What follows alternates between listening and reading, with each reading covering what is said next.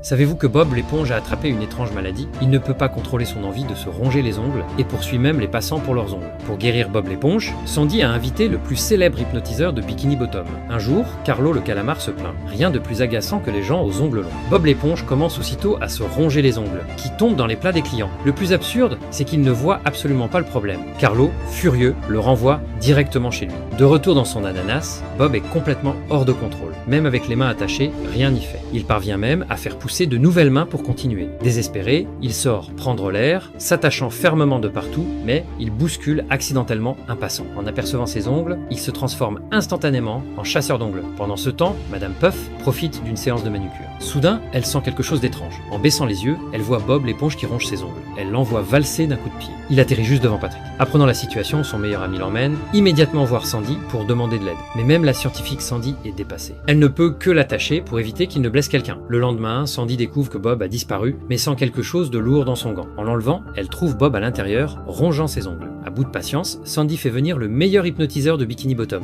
Bob, l'éponge hypnotisée, a les yeux qui tournent. Le traitement se termine rapidement. Bob pense qu'il est enfin guéri, mais quand la lumière s'éteint, au moment où il voit clairement le visage du médecin, il recommence à devenir fou